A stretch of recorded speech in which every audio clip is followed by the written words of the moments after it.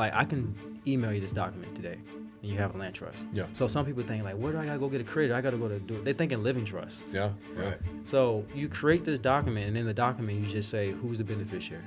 The beneficiary can be your LC, it can be a holdings company, it can be a corporation. Who's the trustee? The trustee is just hired from the beneficiary to sign off on the behalf of documents. But going to your point, the Bird method is all about refining. You squeezing the equity out. I come from the Great Recession era. I seen my mentors lost their shit in the bus, and I get it. So like, I'm not a fan of like over leveraging, and I do see my personal opinion. Not everyone, but a lot of investors are over leveraging. They don't know it yet. What's up, everybody? Welcome to another episode of the Real Estate AF podcast. I'm your host, Rio Osorio, and today I have the pleasure of chopping it up with our guest, Antonio Edwards, real estate investor, been in the game well over 10 years. He specializes in the slow flip formula. So grab a pen and paper. You guys are going to learn a lot today, whether you're just getting started in real estate or you're a seasoned professional. He's going to have some great tactics and strategies for you guys to use. So let's jump right in. Antonio Edwards, what's up, man? What's up, man? Yeah, appreciate you coming out, dude. Thanks for having me on the podcast. Yeah, dude. So first time I met you was, I don't know, 5-6 years ago. Wow. Was it Build Your Empire Yep. event? Here in AZ. Yep. Yeah, I remember that. Yeah, John Still, great friend of mine. Yeah, great dude. Yeah. Tell us a little bit about yourself. I know most people like just get straight to the point, man. Yeah. But I'm gonna tell like so pretty much. I come from lower class, bro. Lower class. Mom and dad struggling, living paycheck to paycheck. I was just doing some talking to my guy yesterday, just telling him a little bit about how my upbringing from the black culture, like like what I was taught was like you graduate and you get a good job and you made it. Like, Right. That's rich where I come from. You know what I'm saying? Because where I come from, people get locked up, killed in the street, have a whole bunch of babies. Virginia? No, just in the culture where I'm from. So I'm just saying like that's what I was taught. That was my upbringing. So I had a son coming out of high school. My son is about to be 23 now. So I guess I just gave my age away. I'm not 25, by the way. Just so he was watching this video. Damn, Yeah, well, yeah. yeah. 25, dude. That's fucked Yeah, up, dude. I'm 30, bro. Yeah, Well, you look better I had than my I do, son shit. at 8. No, but I had my son in high school, and that was kick in the face, bro. Like, far as reality, like Tony, you're gonna be a deadbeat because you don't, you feel like you can't take this pressure, or you're gonna be a man right now. So I graduated, literally high school. Working a full-time 12-hour day job and cleaning 2 banks. So I had three jobs. So going back to what I said earlier, like I got a pat on the back for where I come from. Like, Tony, you made it. Wow, you're a great dad. You're providing. Right. You got a full-time job. Yay. So, to make a long story short, I started. I realized like a few years after I was working that truck driving job, because I was driving trucks full-time for 12 hours.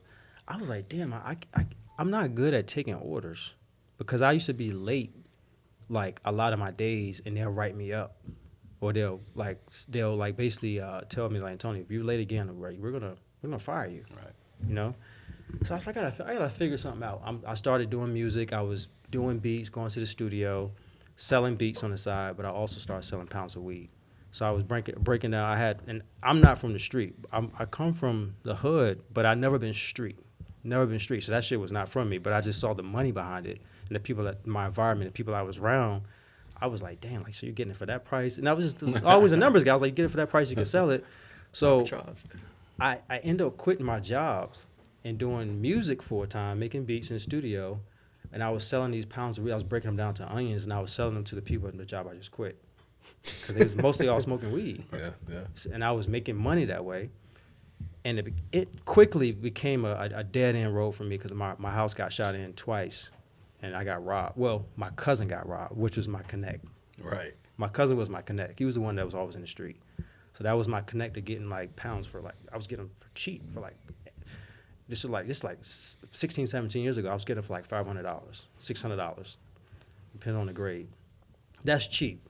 for a pound of weed, and I was selling onions for $100 an onion. So I was making money, and I was getting rid of them like four a week. Like this is not even me. Like I just was making the money, and I had the connect, and I had the customer base at my job. So they were like breaking them down in nickels, and they were like, Tony, I need like 4 onions, or I need 6 onions, and I did that for like 2 years. After my house got shot in the second time, which it was like first time it got shot in, they robbed my cousin. I wasn't home. It would just brings me chills thinking about it. I wasn't home, but the door I just walked in, I walked to that door 10 minutes prior before they shot the door. Bullet holes everywhere through the door. They robbed him, stripped him butt naked, took like almost 5,000 cash out if I remember, and he had pounds of weed in the closet. And it's crazy. Like, it's crazy. Yeah. 3 months later, they did the same thing. Both times I wasn't home. So I feel like God was just giving me like the light. Tony, this is not for you, dude. Like, at the same time shout out to my guy Chris Haskins. I met Chris Haskins around that same time frame that he was a real estate guy. Guy that looked like me, sound like me, is just relatable because where I come from, like I didn't think you can do real estate investing, or let alone I didn't know about wholesaling, or I just knew about renovations and new construction projects. Yeah. You know, that you need a lot of credit, a lot of money. I mean, great credit and money to get started. And he put me on. He was like, dude, I just flipped a house with no money, no credit. Showed me a $40K check. And the rest was history. I quit music. I quit what I was doing. At the time, I mean, we're talking about 2009, bro. This was MySpace. Yeah. Facebook, Facebook was just barely, about to take over MySpace. So I remember I stopped my MySpace. I was like, okay, Antonio, let's get you a new Facebook account. So I changed I got a whole new Facebook account. I changed my phone number, which I still got the same phone number today from 2009. I became this real estate investor. I cut my dreads off. I had dreads. I had fronts in my mouth. I had chains. And now I was like, Antonio, this real estate guy. And like, I remember my family was like, Antonio, like, you're not. I was Caution. That was the name of my producer name. It was like, you're not Caution. Like, you're doing these. Y'all can go back. Like, people watching this, they can go back to like YouTube, and I keep those YouTube videos up, even though I hate those YouTube videos, just so people see my journey. Mm-hmm. You know what I'm saying? You can go back and check those YouTube videos and see the journey. But I used to document me closing my wholesale deals in 2009, 2010, 11, 12. And I didn't even know about content. I was just wanting to show people my journey. You know, hey, I'm in front of a house. I just closed a deal for $10K. And I'll do it from my iPhone and upload it onto YouTube from my phone. No editing, no thumbnails. Wasn't even the thumbnails back in the day. Yeah. Mm-hmm. You know, and then that's how I started my journey. That's how I started. Damn. I'm curious, your family now, obviously mm-hmm. for a while now, has seen your success. Has it changed or affected, like, their outlook? Has any of them stepped into either entrepreneurship or anything to want to be more successful after seeing what you've done? No. I don't put no pressure on anybody in my family. Only one person in my family, that's my son. Yeah. That's my son. He's an entrepreneur. He's wholesaling properties. Nice. He's done about 4 deals total right now. He's 22, about to be 23. And all he knows is dad being an entrepreneur. So I feel like he's just following those tracks naturally without me pressuring him. Yeah. Mm-hmm. But the rest of my family, no. It's crazy how that happens, because same thing for me. I mean, I guess a couple of my kids, I would say, are entrepreneurs. You know, like my daughter's like lashes and stuff like that. But there's only one outside of my immediate family that has like finally came to me, and she's a nurse. She does well, but it's just like, I'm done. I'm ready to do something. Like, show me the way. So I'm like, all right, if we're gonna do this, we're gonna do this. And within 30 days of her telling me that, I'm like, all right, we're gonna buy some. This is gonna be uncomfortable. And we bought a 4-plex together, but wow, it's and I've seen how that led into. Still, none of the rest of my family's done anything, but I see like a slight like change, like wait, what are they doing? And so I'm always curious how that works within other families where there's successful people. How old is your daughter? I got a lot of kids. Okay. I got 8 kids. I got from 7 to 24 and everything in between. But this particular one you're talking about, this.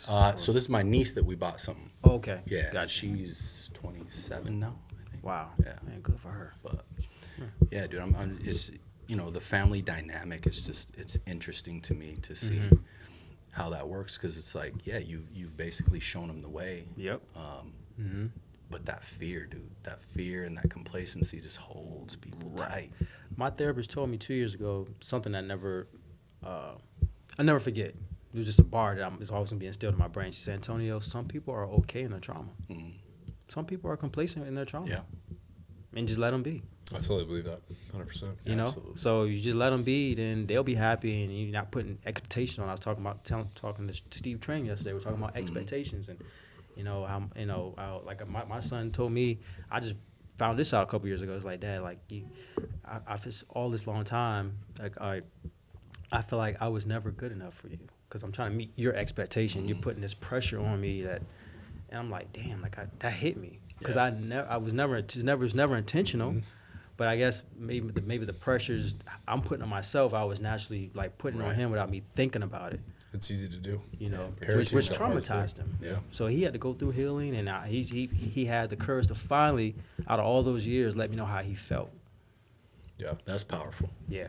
Most And people aren't going to do That that. connected us though, Yeah. even better. Is he still at home? Is he still living at home? Yeah. Yep. You guys got like a friendship bond now? He's Yeah, older? yeah, we have a friendship. I mean, we never had like a lot of friction. It's just like I just felt the vibe as just like we never. He never came to me for anything. So if I've got any insight about him used to, it'd be from somebody else. I'm like, oh, I didn't know that. I wonder why he didn't tell me. Internally, I'm like, I wonder why he didn't come to me and tell me that. It'd be from my girl I'm with, or maybe his mom, or my mom. Like, okay. Interesting. But now he comes to me because I feel like there's no pressure. Yeah. I'm not. It was expectation. He was scared to come to me because I had this He felt that like, okay, if I let him know, I'm not gonna feel safe because my dad has a certain high expectation of himself, so he want me to have that same expectation. But now I let him be. Yeah. You know, and that's the best. And that goes with anybody. It Yeah. could be with me and you, Rio, Ryan, or my Yeah. mom. Just let people be, and people feel energy. So Yeah. when people feel energy, you just let people be and let them feel safe, and that goes a long ways, even in business too, bro. 100%. You know, so yeah. Speaking of business, what is your, switching gears, what's your business model look like right now? My business model is strictly, I say majority, focusing on the slow flip model, Okay. where we're buying properties in the Midwest, East Coast, 60K and below properties, sight unseen, just looking at videos and pictures, which is, I love that because I'm a lifestyle guy. I'm not really, I mean, we're in business to live a life at the end of the day, but it seems like a lot of entrepreneurs that we probably know, they build these businesses and they've been in the game for years, 10, 20, 30 years, and they're still in survival mode. Yeah. Yeah. Like what'd you build a business for? Like, you're really in your Yeah. business still. Yeah. So this model allows me to generate cash flow without being a landlord, without doing any repairs to the properties. I can buy these properties in other markets without flying there. It's called the slow flip model. So we go in, we buy, I just close on the property right outside this room, like an hour and a half ago. Sick. Love I bought this property in Virginia. I bought it for $61K, and I'm probably going to get $4,000 to $5,000 non-refundable down once because I'm owner finance it out. Okay. I'm on a land contract, so I'm gonna get roughly around $45,000 non-refundable down. Sell it on a note about $190 and generate about $1,400 to $1,500 a month off a $61,000 investment. I mean, that's And you're not going to touch the property. Not do nothing. nothing. This house is in Franklin, Virginia. I've never been in that city in my life.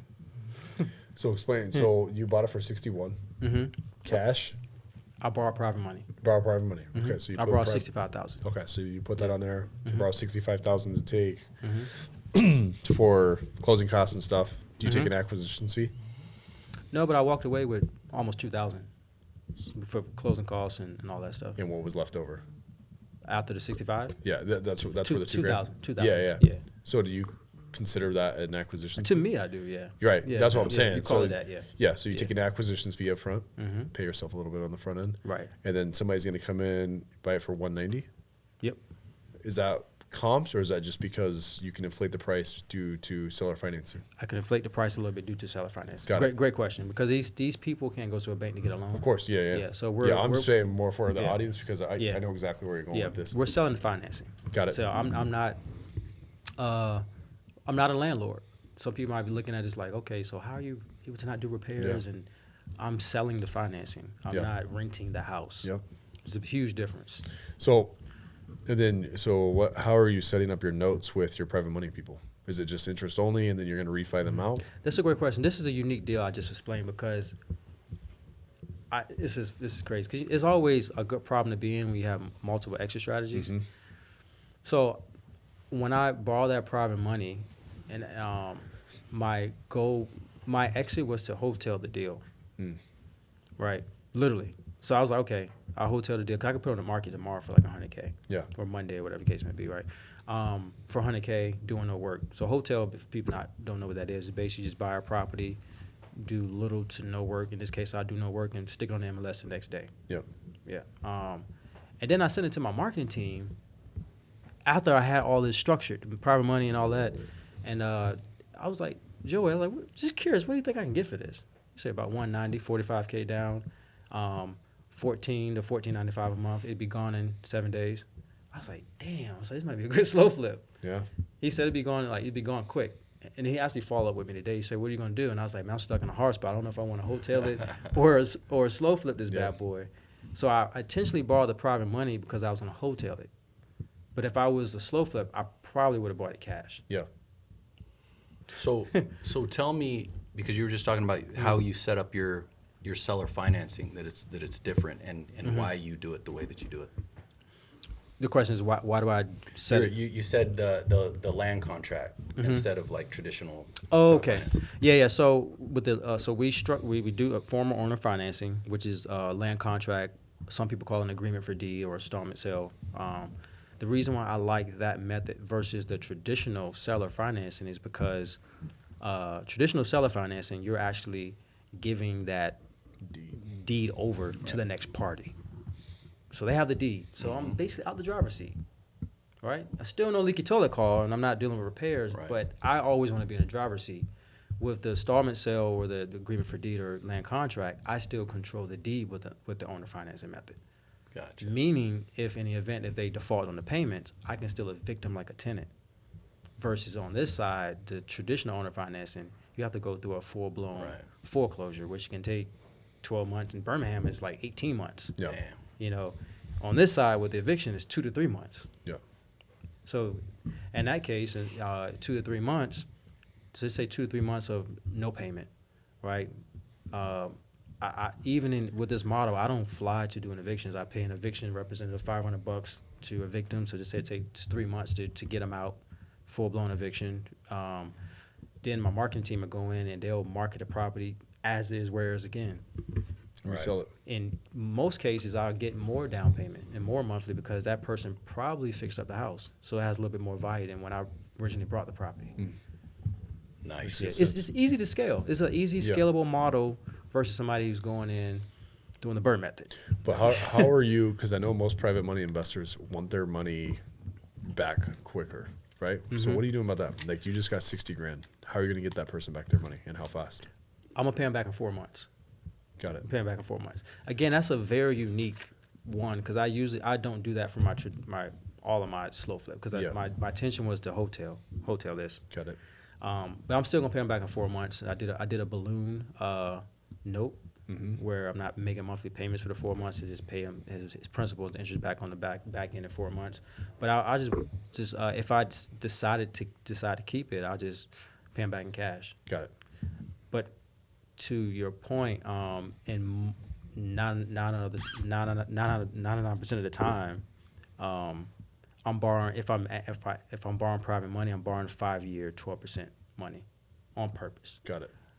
The reason is because most of my wealthy friends, the wealthy people that's not pretty much doing content, not online, and we all know those people. Yep. Their assets are free and clear. Yep. They're living a life. They're not in debt. Yep. So this is the model I found where I don't have to leverage 30-year debt. Yep. So if I do, so I'll just give you an example. I just I bought a property for $30K 3 weeks ago. I borrowed $30K. I bought it for $28K, but closing cost was around $30K. But I still borrowed $30K. I borrowed 5-year money at 12%, which was $667.33 for 5 years. So in that $30,000 property, I got $2K down and I got $895 a month. So I'm basically, with tax and insurance, you add to $667.33, just say $200. I'm basically breaking even. So how I look at it in my brain, I have a free house for 5 years, but on the 61st month, I have a free and clear property. Yeah. So how many times this year can I, if I am borrowing private money and not use my own money, because some people, watching this be like, hey, how can I get in this model? I don't have the money. You can use private money, but that's a 5-year play. Yeah. So if I can have 200 of these free and clear in 5 years, to me that's a gold mine versus somebody who's done the BRRRR strategy and there's something wrong with that. I prefer this model because I don't want to leverage 30-year debt. Yeah. That makes sense. Yeah. And I mean, a lot of people are averaging about $300, $400, $500 net cash flow after the BRRRR method. If you just take people's properties nationally, Yeah. they're not getting that much Yeah. cash flow Yeah. after that 30-year refi. Yep. I mean, then you got leaky toilet calls. Yep. So that's the rental model. That's the traditional rent. So Yep. this is a different model, very unique. And there's a lot of people watching this on the flip side that have $50K that can buy a $50K property. Yeah. They can tap into their 401K, they can tap into their IRA, or they have traditional 401K, traditional IRA. They can convert that over to a self-directed Yeah. Roth, which Yeah. they can tap into that and have checkbook control and buy property. So some people watching this may think they don't have the money, but they may have the money or have access to the money. Totally. Yeah. Do you utilize any other like financial vehicles like life insurance policies, anything like that, where you run money through, borrow against? No, but I need to get into that play. I Yeah. understand it. I like that play a lot. I've been, Especially if you're sinking 60 grand into a property. you could borrow against it. Yeah. Yeah, for sure. And then you're just adding that 4 to 8%, whatever they pay. Yeah. You know what I mean, depending on your policy. But Yeah. yeah, because you're adding that 4 to. If you're gonna trap, because I'm the opposite. I'm all about leveraging debt. I get it. Like I love Yeah. that. You know. Yeah, I And get it. so It's I'm the opposite. So it's like LeBron and Jordan, who's the best? Like, yeah, it's like that Right. debate. Like, Yeah. it's one of those. Oh, yeah, Like, and yeah. it's a good. Neither are bad, back and right. forth. Yeah, it's no So- right or wrong either though. yeah, but I think if Yeah. I'm gonna stick like 60, 100K into something, like I want to. If it's gonna be stuck into a property, right? You're gonna drop 60K on it, maximize it. So if you kind of, I'm gonna say, funneled it through like a whole life policy. You went this way and then put it in the property. put it Well, in now property. you're collecting the 4, 6, 8%, whatever you can return on this yield. While that money is kind of Well, quote it's unquote just still there. still there, right. I get it. Yeah. Yeah. Yeah. I So was just it's a good play. Yeah, And so- actually, yeah, you might just give me a light bulb because I've been wanting to do that, just haven't tapped into it. Yeah, Yeah. But that is a good play. yeah, It's a really, really good play. yeah. You should. Yeah. I don't want to do what you should do, but I just think whenever you're trapping capital, that's yeah. He's a pretty solid guy here local. Have you seen Mr. BRRRR? Mr. Bird, that's his name? Yeah, Devin- I Devin think- BRRRR. Yeah, Devin Nah, BRRRR. I haven't- no, I haven't heard of him. He does a lot of those policies. He's the whole life guy. Yeah, but He he's actually in real estate coined too, himself Mr. BRRRR because That's he dope. was big on the BRRRR strategy, right? His Yeah, last right. name is BRRRR, BURR, I believe.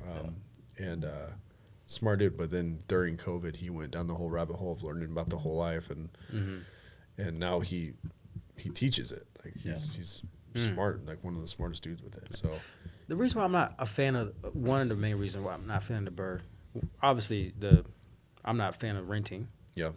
dealing with tenants, especially when you get a certain amount of doors. There's always going to be issues. But why you not? But Not to cut you off, but why not? And I'm only asking for audience purposes. Why not get debt and still seller finance those? Or I guess it would be a creative well, I am finance. getting debt. I'm getting 5-year debt. I'm Private doing money debt. Private money debt. But why not get like a DSCR loan? Well, for one, I have perfect credit, so I'm not saying because I have bad credit, but I mean they're gonna run your credit. Yeah. Hard money lenders, they're gonna run your credit. They're gonna ask for bank statements, tax returns. Yeah. Private money don't ask for none of that. So Yeah. I prefer the private money route. Yeah. I just like the feeling of texting one of my Yep. dude, I need 65K 2 days. Like Yeah. I can't do that with a hard money lender. Yeah, totally. They want to see the deal. They still expect it. They still have an appraisal. Like Yeah. Have I done that route? Yes. Yeah. Absolutely. I have about 6-7 homes like that. Okay. But I'm not a fan of that. Yeah. That model. But going to your point, the Bird method is all about refining. You squeezing the equity Yeah. out. I come from the Great Recession era. I seen my mentors lost their shit in the bus, and I get it. So like, I'm not a fan of like over leveraging, and I do see my personal opinion. Not everyone, but a lot of investors are over leveraging. They don't know it yet. Yeah. Yep. You know, yeah, they may be getting cash flow, but what if something happens? Like you want to sell in 3-4 years from now, Yeah. and I worry about that with the subject to people too. That a lot of the subject to the new people coming into the subject to learning that game. Yeah. They're buying those low interest rates, Yeah. but you have no equity today. Yeah. That's what you're kind of giving off. Like you bought something from 2022 at the top of the market, but yeah, you're trading off for a low interest rate, but you also start in real estate too. Yeah. So you haven't seen it 2009. Yeah. Not saying it's going to crash like 2009, but what if the market corrects? Yeah. You know, you have no exit, Yeah. but to keep the house. Yeah. So I worry about that model too. Yeah. Well, yeah, because people will pay, and I know a lot of guys that are trying to follow like the sub-2 model stuff. They are willing to far overpay for a property, right? Man. They'll do a strike price far above what the house, Way above. right? Because of the low interest rate. Because of the low interest rate, Mhm. and it's just and exactly like you said, we were talking previous conversation earlier. Where's like your oh shit button? You know what I mean? Like where's the cutoff? You know what I mean? Us three may have that. Yeah. You know, the guy that's put that on the map has that. Yeah. But the people that's coming into are newbies. They don't have that Yeah. shit button. Yeah. That's the part I worry about. But I was talking to somebody the other day, but I feel like this subject to all these people that got put onto the subject too is saving the market from crashing too. Because a lot of those properties were True. hitting foreclosure. You think about it. Yeah. They saved that foreclosure, so now it's like a fictitious thing. But like, what about those people in 3 years down the line, 2 years down the line? That oh shit button, they're gonna just drop the ball because they know Yeah. that loan is not on them. So it's like, okay, now this Yeah. is it. This is what we've been waiting for. Yeah. Yeah. It's a great tool. You know, it's just another tool. It is, Right. And I love Subject too, by Yeah. the way. Yeah. I love it. Same. Yeah.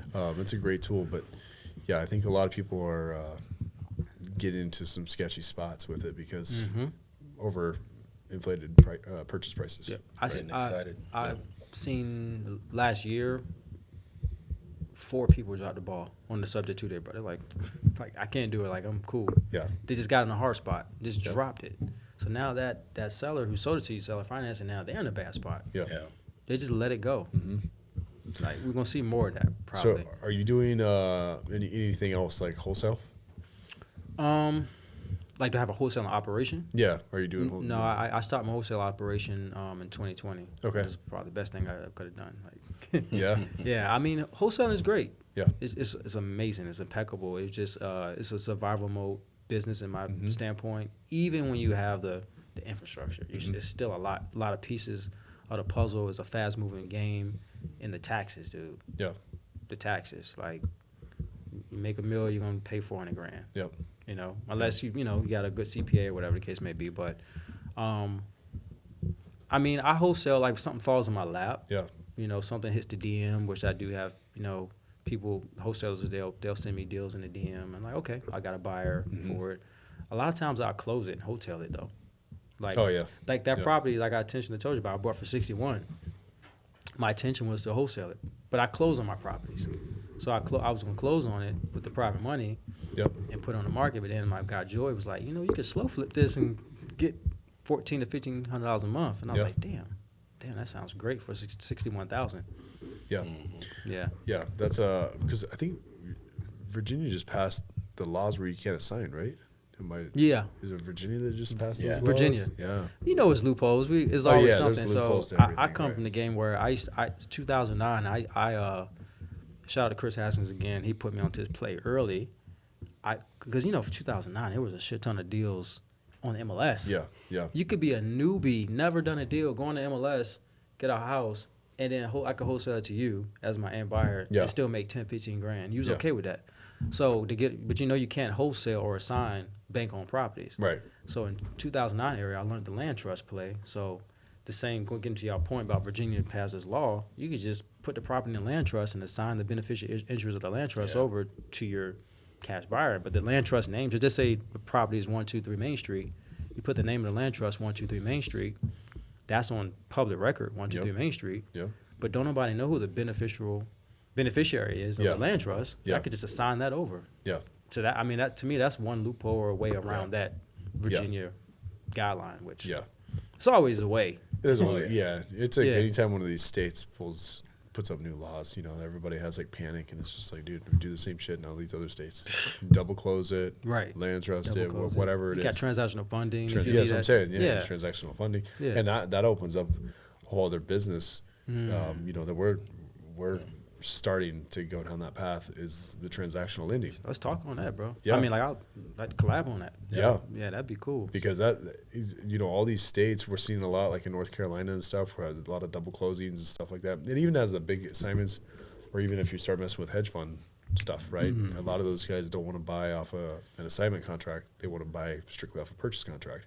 Well, how are you going to do that? They don't want to buy off a land trust either, so you have to do a double close. You have to do it. Well, now it's like, Correct. so now it's like, hey, you got a chunk of money sitting around, like you could totally just lend it out, and it's very safeguarded too, because right on those you don't lend any money until the end buyer's money is in escrow. escrow. Yep. It's it's a no brainer, and Yeah. it's You can't really lose. you can't really lose. Yeah. Right. It's like I don't want to call it easy, but it's easy money, and it's very risk off. So and so that's one thing that Rio and I have been. We're just going down that path, Are you that's going to part of- raise a fund specifically for that purpose? Yeah. Yep. That's a great idea. Yep. It's a great. You can run ads to the page, Oh yeah. targeting wholesalers. That'll That's crush. Yeah, that's exactly. And so we'll have our Yeah. own little department going out, just to manage that, manage, transaction coordinators and just making sure everything's, all the paperwork's in line, making sure the escrow companies, because a lot of these guys too, they send their money blindly.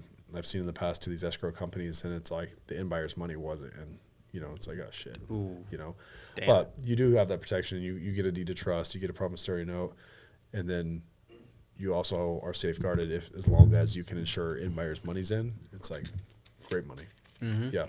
So, and again, the more these states roll out, like Virginia, it's just like then you start targeting every wholesaler in Virginia and Smart. saying, "Yo, I'll fund your deals," and you can name your price too.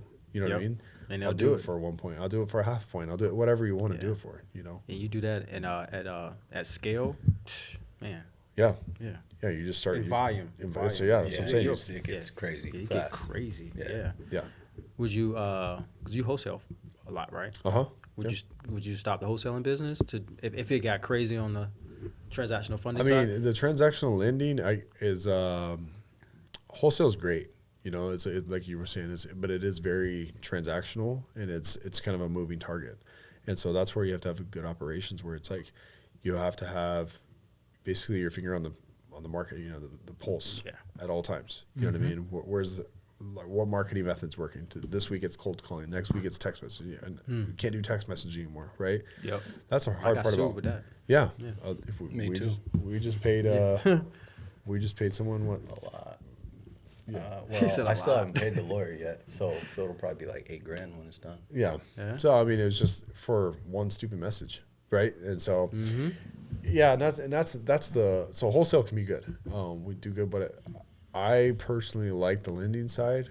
And it's just like everybody wants to be the bank. The bank, Who yep. wins in all transactions? makes the money. The bank makes the money, right? Yep.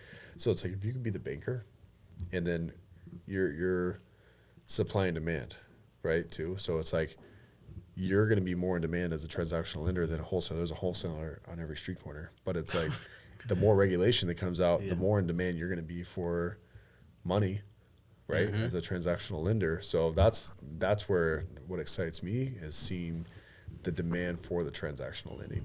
And there's a lot of people that dabble in it. There's a lot of people that want to do it, but I don't feel like too many people commit to it. True. You're starting That to is see true. more and more people talk about it online, and it's like, oh, I'm going to start transactional lending. It's just like, I heard you say that 2 years ago, though. you Right. know? And so it's like, yeah, so that's that. It's definitely interesting to start kind of venturing down this path of like what it could be. And then again, every time I see a state or a municipality roll out with a regulation, it's like, dude, it's just instant gold mine. Yeah. Right.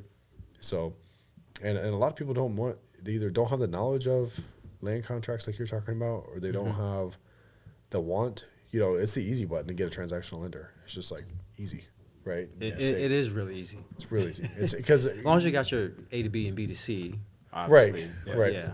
But as a wholesaler, it's easier to just say, "Hey, Mr. Lender, I need $200,000 to fund this deal for 24 hours or less, or whatever it might be." It's just like, it's easy versus like, "Hey, you have to get these signatures, go file a land contract, then assign the land contract." It's like, what do you mean? The land trust. the land trust. Yeah, My bad, not yeah, land contract. yeah. Yeah. The you're assigning the trust, right? That's Right. just that many more steps. That is a deep strategy when you just learning that strategy land trust. Yep. I used to like from Chris Haskins. He used to give me these I don't know if y'all heard of Greg Pinio. These Greg Pinio. This is back when I used to put CDs in my car. I used to rock. That's to be like my mobile university, 2009, 2012, and he just was talking about land What's trust. a CD? Huh? What's a CD? No, I'm joking. I thought you were serious. Like, nah. Like, I used to pop CD. That was his course. Yep. So you used to buy the course. It come with like a binder full of Yeah, CD 1, yeah. CD 2, like, and just different curriculums on each CD. It's crazy to think about. So I used to pop that in. Greg Penny on Ron LeGrand. They used to talk about land trust. Land trust. And Ron LeGrand still teaches I that know Ron today. LeGrand, Like, yeah. and the land trust is so good. Even to take title in that property I brought outside the podcast room an hour and change ago, I brought them in a land trust. Yeah. I brought in a land trust Yeah. because, I mean, I'm oblivious. Yeah. Don't nobody know who's the owner of the land trust is. Yeah. Yeah. People know the owner of the LLC or the corporation is. Yeah. So Easy to find. Tell me what that is. So you're going to educate me a little bit too, because I know what it is a little bit, but I've never actually done one. So, Yeah, it's all right. So a land trust is basically an entity. Yep. It's asset protection, just like people think their LLC is. Yep. Right. I'm getting sued right now with a property that I owned for 8 years. That's in my LLC. Okay. I remember, and I talked to my attorney. He said, "Did you put in your land trust?" I said, "No." It's like, fuck. It's like, I went against what I teach. Like, Yep. I put in my LLC, and this lawsuit is stupid. It's just They all are. serious. It's stupid. I gotta go hire an attorney now, and all like, okay, fuck, okay. But a land thought that was so basically going back. I get back why I should have put that in land trust. But a land trust is asset protection. It's an 8-page document. The last 2 pages is just you put the address that you put in the property and the beneficiary. So I'd really say 6 pages, but 6 to 8-page document. Like, I can email you this document today, and you have a land trust. Yeah. So some people think like, where do I gotta go get a creator? I gotta go to do it. They think in living trust. Yeah. Right. So you create this document, and in the document you just say who's the beneficiary. The beneficiary can be your LLC, it can be a holdings company, it can be a corporation. Who's the trustee? The trustee is just hired from the beneficiary to sign off on the behalf of documents, on the document. So just look at it as a power of attorney, per se. Yep. In a nutshell. You have what's the land trust name. I always put, so I can track my land trust and know which ones is which for the house, I always put the address land trust. Mm-hmm. Right. I learned that from Ron LeGrand in 2009. I still stick to that today. Yeah. You can call it anything you want to. Yeah. You can call it RF Real Estate Land Trust Yeah. if you wanted to. Yeah. Takes 5 minutes for the fill out. I go get it notarized, sign it, right? And if you appoint let's say you appoint a Rio as a trustee, he has to get his part signed and notarized on his end, and you got a trust. Literally, Yeah. that's the trust. That's the Yeah. land trust. It's just the land trust agreement. Yeah. That's formed, just like that, in like 5 minutes, and then out the sign and notarized.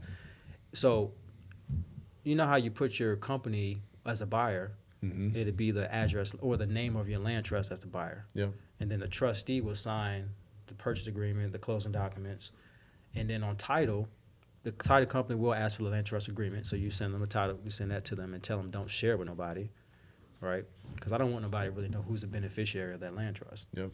But then when they go record, that land trust name, address land trust, or whatever you name it, would be on the public record. Mm. So if somebody look, they'd be like 123 real estate street, right? Yep.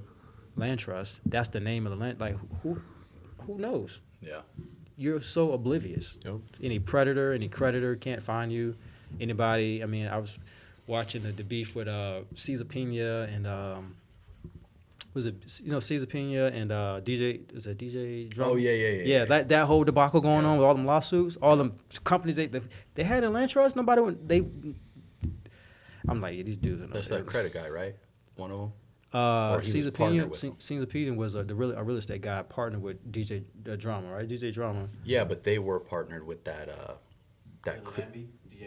DJ Envy. I'm Well, saying yeah. DJ Envy. DJ But Envy. they were partnered with that credit guy. Gosh dang. the credit dude. Yeah, was it? I think it was a credit. Yes, it was a lot of people because in that. they were Yeah. going at it for a But while. too. people was putting their information out of the houses they Yeah. own. They're all in different LLCs. And you can easily see who's the owner. You just go, that's easy to do.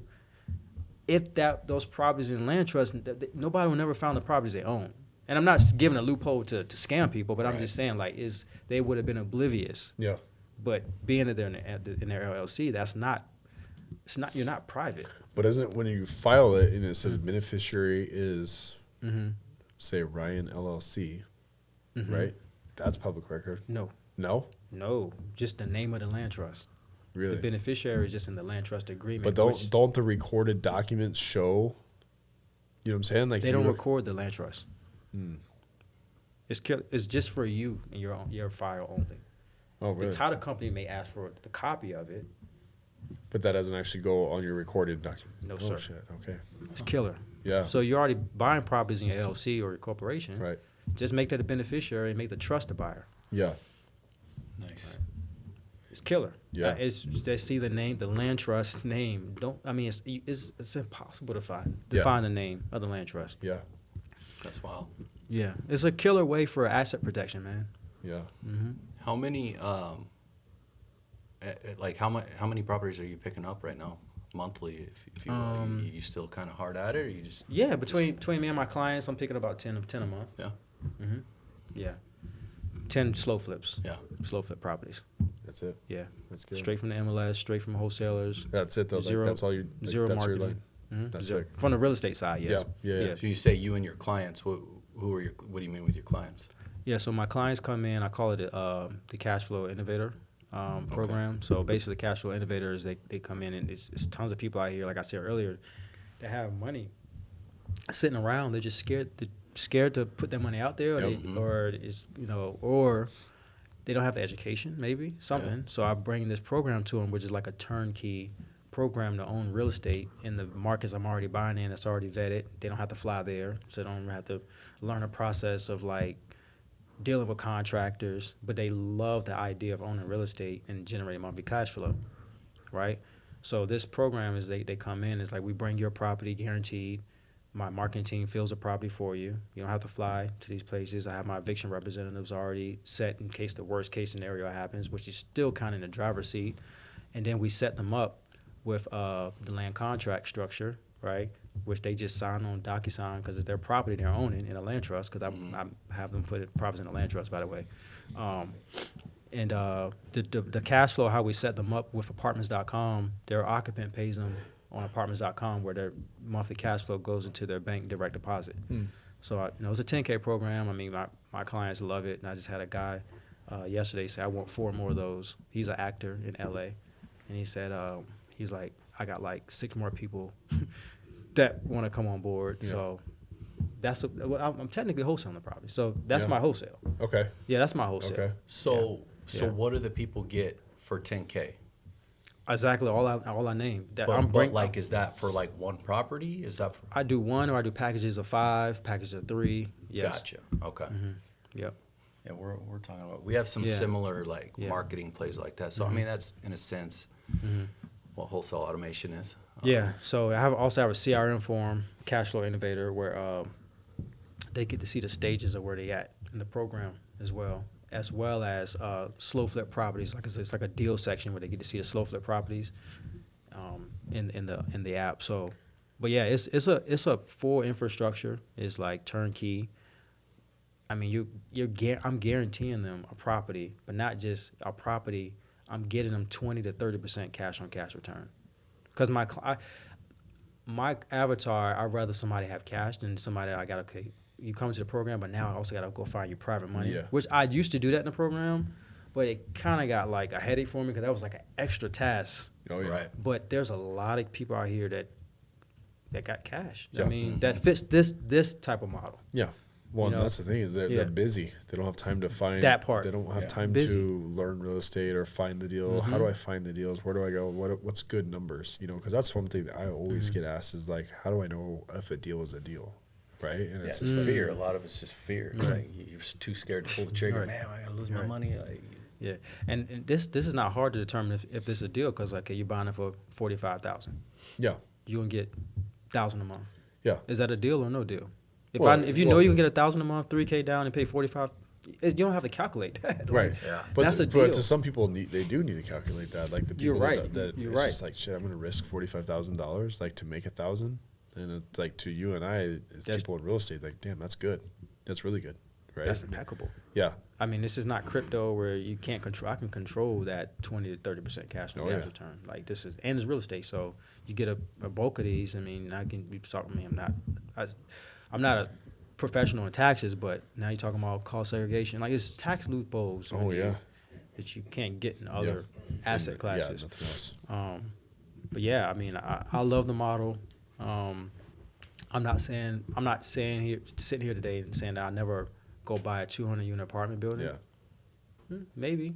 yeah, But I like this model. It's less stress, way Yeah. less stress. yeah. Well, at the end of the day, you're the bank. That's all you are as a Yeah, bank. yeah, Yeah. Give Once you them- get that in, I had a client, two clients. They were partners, Alice and Josh. They came in 2 weeks ago, and they kept at. And I told them on the call, I'm like, "You're not doing any repairs." So my team sent them a property, and they texted me like, "What are we doing to this property? Like, it looks nice, but like, what happens if like the heat stops?" I'm like, that's not your responsibility. 2 days later, he said, "Are you sure we're not doing the repairs to the property?" Because they live in Florida. This property they closed on was in Illinois. Yeah, Illinois. So they never been there. I've never been to Illinois myself, right? Yeah. I have my team there, my structure there, but I felt that they felt like I felt the energy that they thought it was too good to be true, yep. right. right? So they actually closed on that property. They got $11.95 a month, 4K down, sold it at $100K. No shit. Yeah. Nice. Mm-hmm. Yeah. So you have a whole team that's running this thing, cleaning the properties, doing all that. Mm-hmm. Right on. Yeah. Yep. Team. Somebody sent me. One of my guys on the team sent me a property today for $26K. So yeah, they're out there. They know the model. My private lenders know the model. That's very important too. Yeah, You know that they know exactly why I need 5-year money if Yep. I had to go that route. yep, Some of my private money lenders buy them. They're hybrids. So they buy them too. yep, One of my private lenders say, "Hey, I don't want to lend you no more. I just want to buy these." yep. Because she saw that she was making 20 to 25, 30% returns on her money. Sometimes it's like 35, 40% if you could get a home run. Mm-hmm.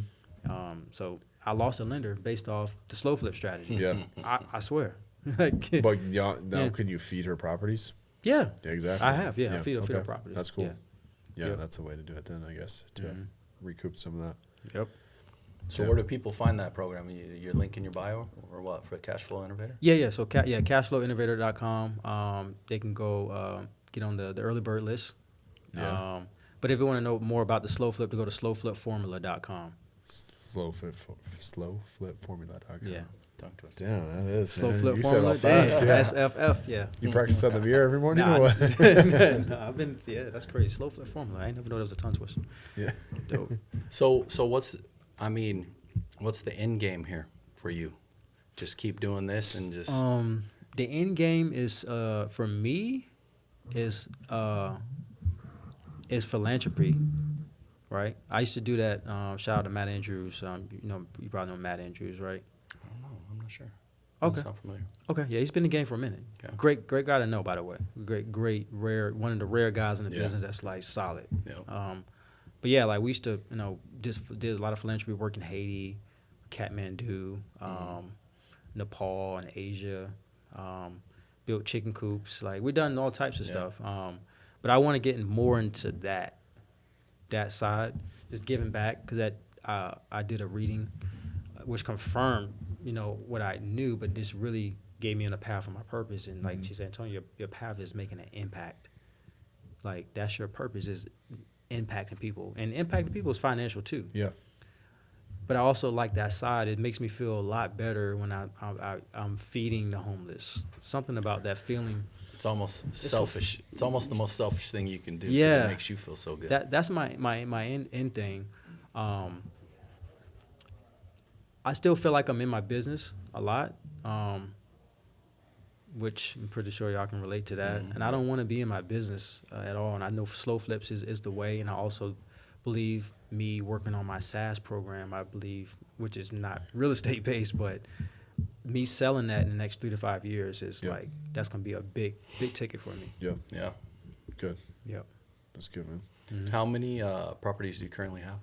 I have 60, 67, 68 now. And do you have a number in your mind where you're like, I hit this, all right, I'm My I'm number good. was 20 years. Yeah. Keeps moving. But here's the thing, man. Like, I wish we all say we wish we would have kept, but 2009 to 2012 era, just looking at the properties I had on the contract at a wholesale, It was easy money, huh? that 3-year wave, I Yeah. could have easily kept 100 of those properties. Yeah. Easy. I wholesaled a ton in those years. Man, so much. I think the lowest I had on the contract, my cheapest property I had on the contract was $1,200. Jeez. $1,200, 2-1 in Portsmouth, Virginia. I sold it for $10K, made $8,800. I mean, I look at that. Like, I remember 2 lots. I had 5. I mean, it's so many properties in one, but that stick out. Like, I had a house with a buildable lot, and I had a lot that came with it. They were already subdivided, $5K a piece. I remember my buyer going out there. This one I used to be in the field all day, every day. He said, "You sure you're selling these for?" I was selling to him for $10K a piece. So I was making $5K a piece on them. He's like, "You sure you sell? You want to sell?" I remember like yesterday, because he thought it was a typo. Like I could have He kept just that. robbed you. You're right. Yeah. His time's up. My other buyers out. I mean, this is like early years, man. Like I closed on a property one time. I met my buyer there, cause she closed on it, and I went to go pick up another check, a wholesale check. Yep. And she closed on the property. I just wholesale her, and we saw each other across the path. He said, "I appreciate you, Antonio. Send me more deals." He said, "I wish you would have made more money on this one." I just shorted myself. Yeah.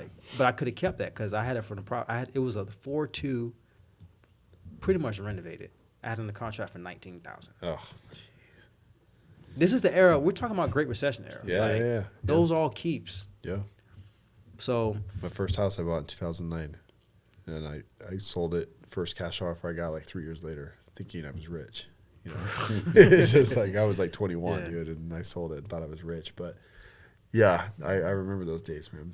Mhm. Like, there's a lot of they ain't coming back. Not that cheap. Not even close. Yeah. They ain't coming back. yeah, No way. It was a good era to be in. To like I learned a lot from the guys that lost their shit though in the bust.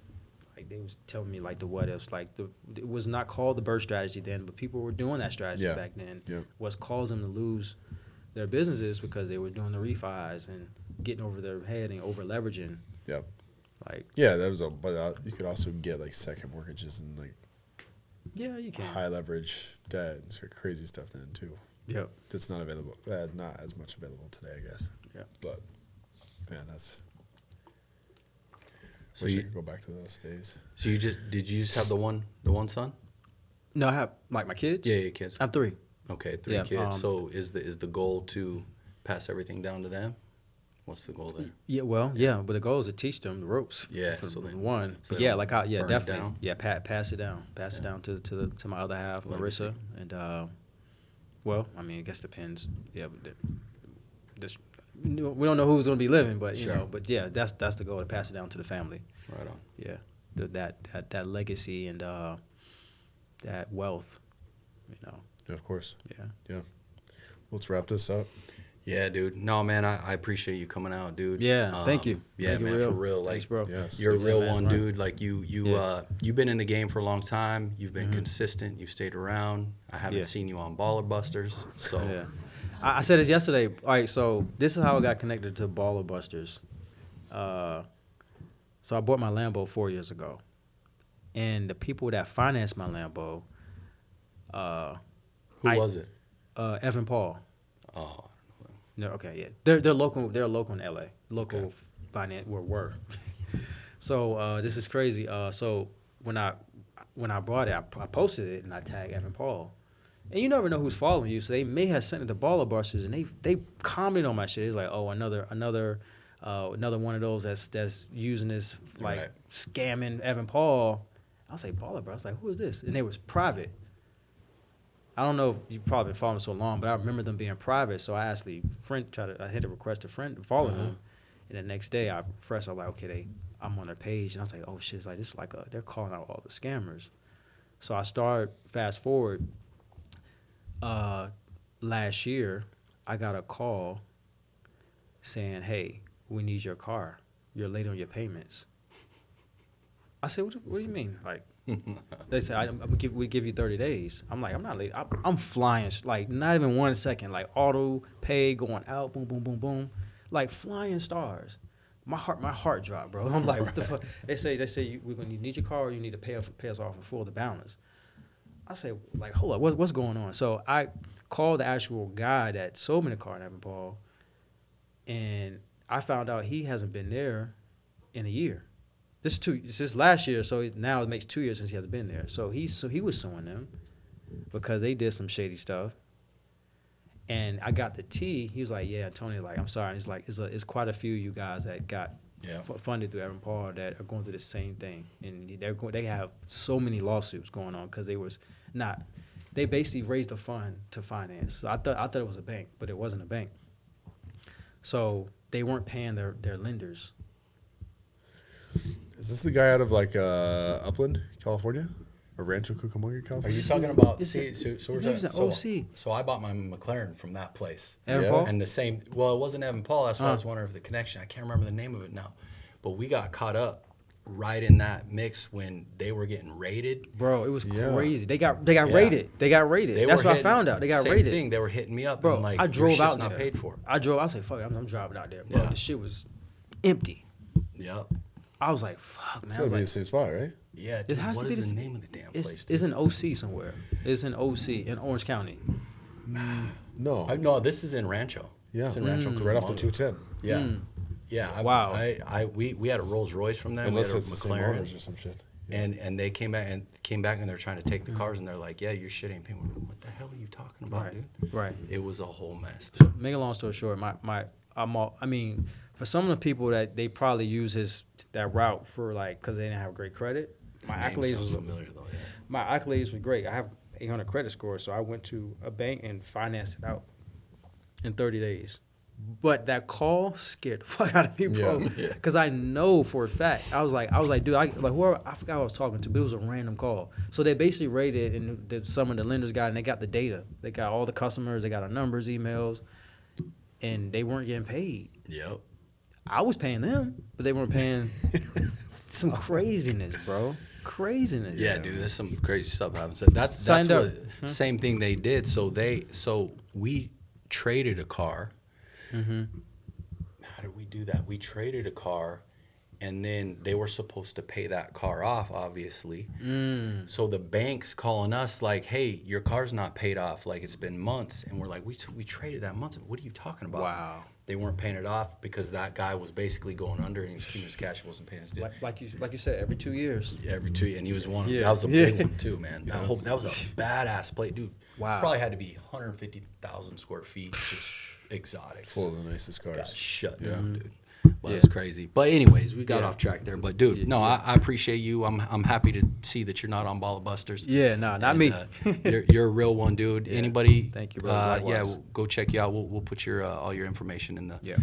in the description, and then go check out your cashflowinnovator.com. Right? Mhm. Yeah. Yep. So right on, brother. Appreciate you. All right. Thanks, bro. Thanks, man. All right. Thank you. Appreciate you, man.